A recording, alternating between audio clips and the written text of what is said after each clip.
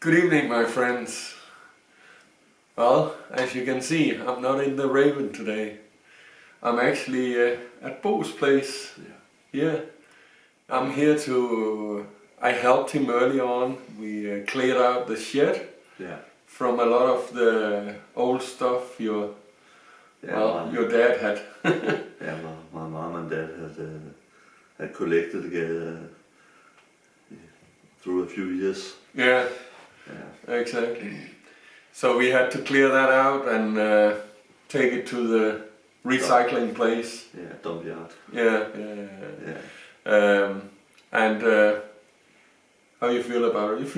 It feels good, right? It feels good to got all the stuff out of here, because within 3 weeks I'm moving to my new place, and now I have cleared all the old stuff out, so I only have those things back that I'm going to use from now on. So it's a good feeling. Yeah.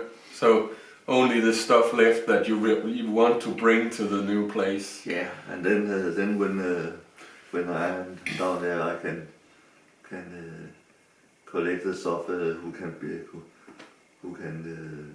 be there, and then we may have to get rid of something else, but from now it's a good fitting. Yeah. Exactly. Yeah, and it's a nice place. Bo, he showed me a picture of the new place, and it looks like a nice place. And I'm excited to help you move there. It's gonna be good, I'm sure. So, but anyway, that's and well, I have to say this. You're okay now. Of course, it hurts, obviously, but well, it's only 6 weeks since my dad passed away, but it's beginning to. I had to have a lot of work, so it helped by getting up in the morning and going to work and going to hospital 3 times a week. I'm a dialysis going to. So it has been good, because my mind has been elsewhere. Yeah. But exactly. And now by cleaning all the things out, it's helping to look forward. It's helping process the whole thing. Yeah, exactly. Yeah. Well, obviously it is tough losing a parent. That's everybody know that. But anyway, we were talking about that this video is going to be about. I was talking to Bo about crazy experiences from boondogging. You know, I park all kinds of places over time, and when I park, if I park in a spot where it's quiet and no people around, I mostly don't put the window covers, because I enjoy looking at the sky, both when I fall asleep but also when I wake up in the morning.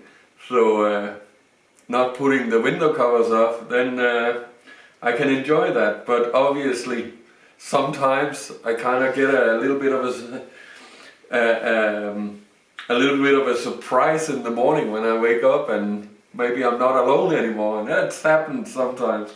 One time I had been at a friend's place, and we had some rum and coke, or I had some rum and coke, and they had some beers, my other friends, and then one of my friends, he didn't drink anything, and then when it was time to go to sleep, I asked him if he could drive my car just like 200-300 meters away from where he lived. There's a gravel area, and it's quite nice actually to park in. And he was like, yeah, sure, he could do that. we got in my car. I didn't want to drive it myself because I've had too much rum, so it wasn't safe. So he drove it down there, and then he just walked back, and it was all good. And I looked around, and there was no people, so I thought, well, I'll just go to sleep like this, and no window covers or anything. And it was rather late. I think it was like 2 o'clock at night, or 2 o'clock in the morning, you know. So it was. So when I woke up next morning, I think it was around 9, 9:30. It is very rare I sleep that long, you know that. And usually I wake up early, but this day I kind of slept in. I woke up, and actually before I opened my eyes, I thought, what's all that noise? And then I opened my eyes and looked around, and I was surrounded literally by people and bicycles, and I was like, what the, what's going on? And I was literally parked in the middle of the area, and it was like the finishing line of a bicycle race. And in the evening when we parked there was nothing, no one. No signs or... No signs or anything. Okay. But yeah, because very often they will put signs telling people not to park there. Or painting the street or doing exactly. Something. Yeah. But this is a gravel area, and it's there was nothing. But then they arrived early in the morning and started setting up, and they just kind of, oh well. Yeah. But I'm sure some of them have had a bit of a laugh when they looked into my car and saw that I was just fast asleep in there. But it's happened. It's happened sometimes, the thing about parking at night, parking after dark, and then waking up. I remember another time where I parked, and it was it was late night. I think it was like 9:30, 10 o'clock in the evening that I parked, and I thought, well, I was going to work in this small town in the local supermarket, and I thought this parking lot looks kind of deserted and very quiet, and there was absolutely no one there. And I just kind of said, oh well, okay, I went to sleep. And next morning when I woke up, the Raven was surrounded by kindergarten kids. And I was like, whoa, what's going on? And I said, well, I found out a little later that I had literally parked in the parking lot right outside a kindergarten. And when I woke up, the kids were just arriving, to the kindergarten. So a lot of parents and kids, and luckily the windows in the Raven, they are kind of tinted in the back, and it was still, it was late fall, so it was still dark outside, and because of that I could very discreetly get dressed inside the Raven, without putting the light on, obviously. Because if I put the light, everybody can see me. But if I didn't put the light, it was okay. But actually I had this similar experience not too long ago. I parked in it's a parking lot on Amager, and it's actually the parking lot in front of a restaurant. And when I arrived in the evening, I thought about that there was some road construction machineries parked there, and they had fenced off an area, part of the parking lot, and I thought, oh well, they just store it here, it'll be alright. And I think it was Monday evening I arrived or something like that. So, and again I just thought, it's a great place, it's dark, can see the sky, there's no people, and it's nice, and went to sleep. And next morning I wake up and I open my eyes and look at a guy sit on the doorstep of his van. There was a worker's van parked right next to the Raven, and he was like 1.5 meters away from me smoking a cigarette, looking at me. Well, okay, again, my tinted windows, I don't think he could see me actually. Okay. But it just felt, whoops. Yeah. And luckily I could reach for my window covers. I keep them in the driver's seat when I sleep at night. So I could reach for the window covers and put the window covers up so that I could get dressed. But yeah, a lot of people around because they were getting ready to start work. Yeah. Yeah, no, it's really you know, sometimes you park somewhere and you think, oh, this is a good quiet area, and then in the morning it could be dog walkers. Yeah, and sometimes it's nature that kind of gets me. One time down in just outside Nykøbing, Nykøbing Falster. Yeah. I parked, and it's a very nice place, very quiet, and just outside of Nykøbing, and right next to the sea. Beautiful area, really. I parked there before and also after, actually. But this was a very, very windy night. It was a storm, and I did actually not even think about that it could be a problem. I just drove down there, and going there, you actually drove over the top of a dike. Okay. And then park, and of course I should have thought about it, but I didn't. So in the morning when I wake up, I look out the window, and it literally looked like I was parked in the sea and not next to the sea, because the car was surrounded by water. Yeah. There was like, what is it, 15-20 centimeters of water all over, and waves. Just get dressed as fast as I could and get in the driver's seat, and luckily I can climb from the back into the driver's seat, so I didn't have to get out and walk in the water. So, and then just carefully drive away over the dike. And but as I say, I parked in that spot even after, but now before I parked there, I checked the weather report, because it was a bad storm, and the direction of the wind and everything, you know, so but there were several places in Denmark which was flooded that night, so yeah, you know, one of those storms we have sometimes. Yeah. It's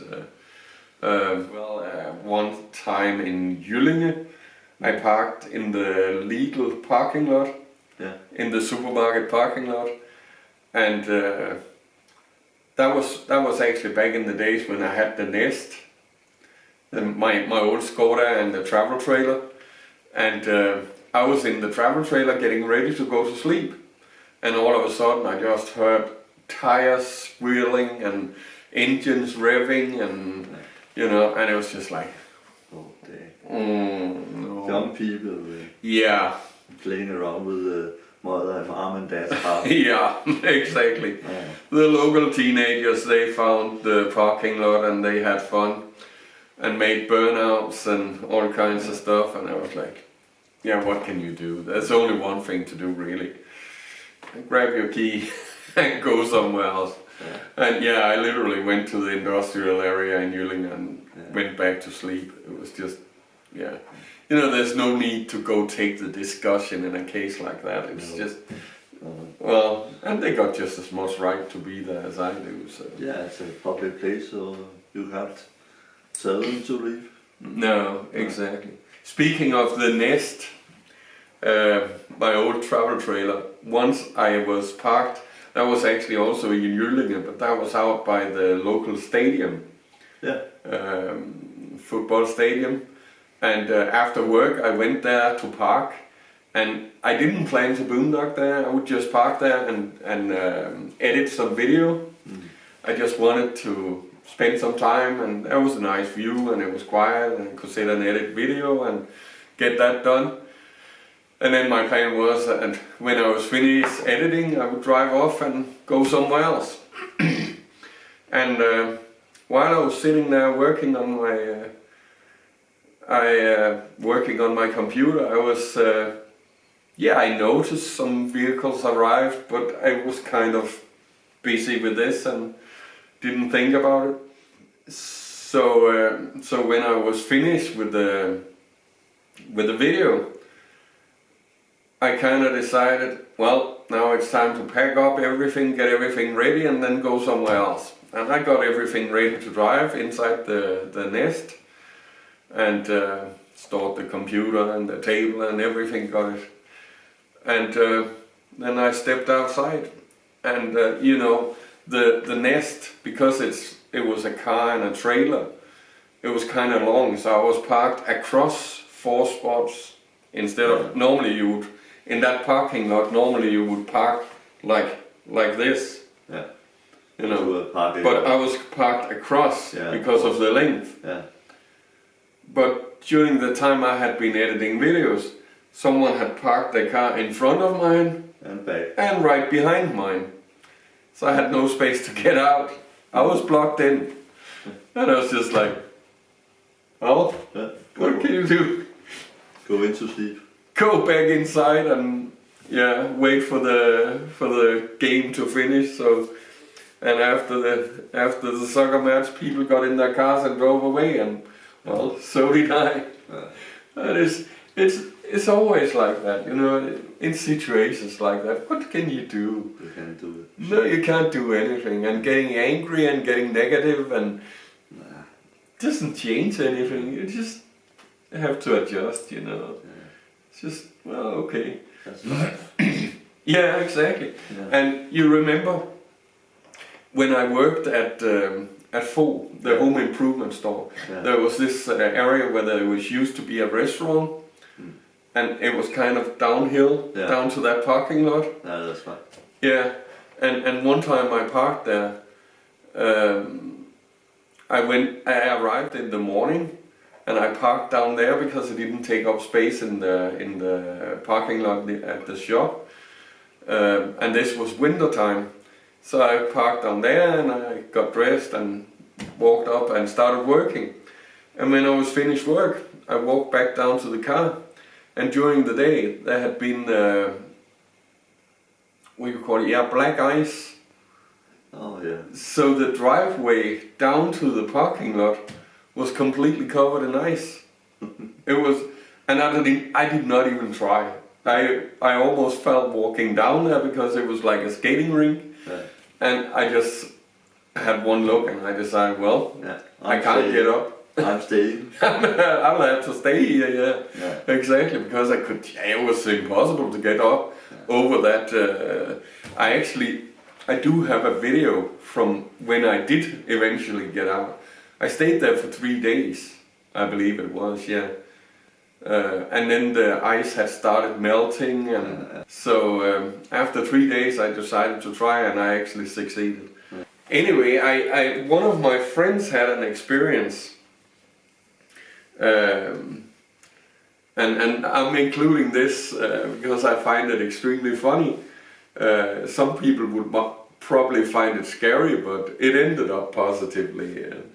It was one of my Dutch friends, and he's driving a low-top van, and he was, actually, I have a video with that one as well. Adam, I made a tour of his van. He had parked in a parking lot somewhere, and the forest. I don't remember where it was, but it was in nature, and he went to sleep, and then in the middle of the night, all of a sudden the back door of the van, which is right next to his bed. His bed is in the end of the van across. So the doors just opened, and he woke up, and it was literally the police. Oh. Because when you see the van from the outside, you can't see it's a camper. It just looks like a work van. Oh. Okay. And why the police officer opened the back door, he didn't really have an explanation for it. The officers, they were very friendly, and they were very apologetic, and they were like, oh, sorry, and actually they didn't chase him away. Even in the Netherlands, where you're not allowed to boondock in nature, they were cool about it. And the officer, he was like, he didn't really know why he opened the doors. It was just, he might have thought that is it locked or is it a stolen vehicle or something? Yeah, could be something. Try to open the door to see what's inside, or has it been cleared out, or is it a mess, or exactly. Oh, hello. Yeah, and Alan was right there in front of him asleep. But yeah, he forgot to lock the doors before he went to sleep. Yeah. And that was the thing. And luckily you could say it was the police. Yeah. Because, another one of my friends was not so lucky. He actually woke up in the morning, and I was at another one of my Dutch friends, and he woke up in the morning, and the front door in the driver's side was open, literally, like open. And someone had broken the lock and got into his van during the night while he was asleep. And he had his phone and his wallet and all kinds of stuff on a chair right next to his bed, and it was gone. So they had been right next to him while he was asleep inside the van. Jesus Christ. Yeah, that is scary. Yeah. That is really scary stuff. Yeah. And luckily nothing happened to him. He lost some stuff, and well, I know that now he got extra locks on those doors, plus I think he told me he put something between the door handles across. So you can't... You can't open the doors when he put that, because it keeps them, tied up between them. Yeah, well, getting woken up by the police, as Adam did, you have tried that too? I've tried that several times, that's true, and just recently I was in Valby Park. Yeah, that was the day where we met in Copenhagen, and we went down there, and it was like 4 o'clock in the morning. I actually woke up because there was a lot of light all of a sudden. I was like, what's going on? And there was a police car pull up right next to me, and they put their searchlight or their spotlight right inside, right on the Raven. And I woke up, and again my tinted windows. So I saw that there was the police, and one of the officers were walking towards towards the Raven, and I just grabbed the key and unlocked the door and opened the door and started talking to this officer, and he was very, very friendly. Very nice guy, actually, a young guy in I think he must have been in his 30s or something. And he was just curious. Yeah. And he never at any point asked or told me that I could not be there or anything like that. He was just asked me what I was doing there, and I said, well, I'm sleeping. In the morning I'll be working just up here in the big home improvement store. And okay, yeah. And I said, sometimes this is smarter, because then I don't have to drive it very far in the morning. And he was like, yeah, and then you don't have to drive in rush hour traffic. So yeah, he spotted the advantage. That's a smart move, yeah. Yeah. So he actually thought it was neat. Yeah. He liked the idea. Yeah. And of course he asked me if I lived in my van. I said, yeah, kind of.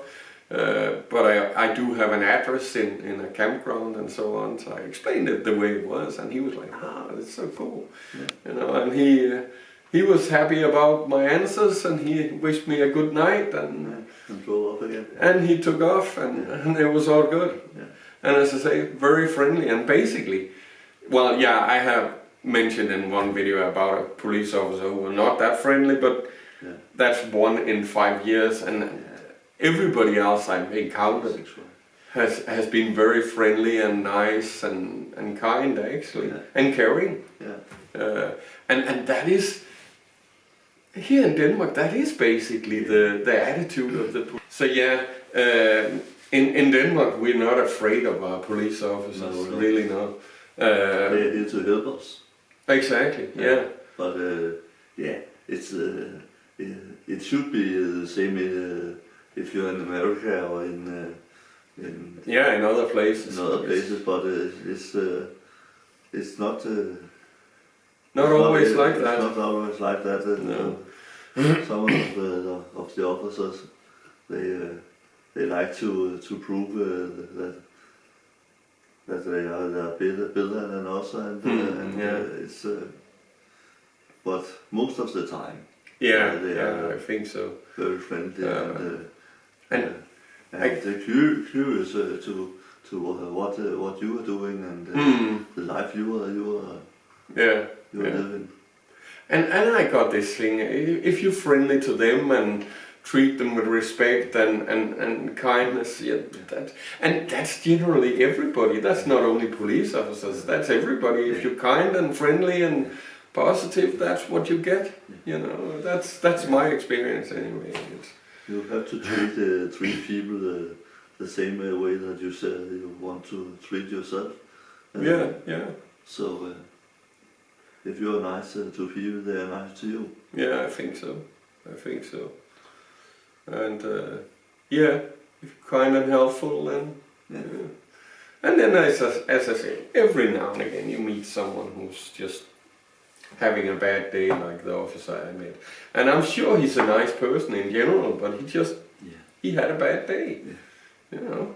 Yeah. So you have a bad day sometimes, and I have a bad day sometimes. Yeah, exactly. But when you have those days, you just have to think about how you are reacting to other people or to. Exactly. Yeah. Every now and again, of course, you will have funny experiences when you live like me, and you could say I could have avoided some of these embarrassing moments by putting my window covers, but I enjoy looking out so much that, and of course if I park in a place where there's a lot of people, or I know there will be a lot of people, then I do put the window covers. But a lot of times it seems like a quiet place and I don't expect there will be. And then, well, but that's just part of it, you know. It's the fun of the life. Yeah, exactly. But anyway, we better end this video, it's getting long. So now Bo, he have bought some food, I know. Yeah. Some pie or something. Yeah. That we're gonna eat, and then we're gonna watch some telly and maybe have a little bit of whiskey. Yeah. It's a Saturday night, you know. It's a good way to end a hard day's work. Yeah. How many times did we go to the dump? 4 times. 4 times back and forth, yeah. It's not a big car, it's a Volkswagen up where I put the seats down, so there's a square meter to put things on, but it was filled up 4 times. 4 times it was full. Yeah. And again we met nice people. Okay, I hope you guys enjoyed this a little bit different kind of video. I know we're gonna enjoy our evening here, and then like always. Yeah, exactly. Yeah. So thank you for joining me in this video. That's okay. And thank you guys for watching this video. I'd like to say just one thing, that I am very emotional about all the nice things you all have said about me losing my dad, and it's very nice of all of you. Thank you. No, all the greetings I brought to you from the comments. Yeah, exactly. So, exactly, yeah. It means a lot. Thank you. Great. Well, you guys have a nice weekend. Take care, and remember, life is good. Bye bye.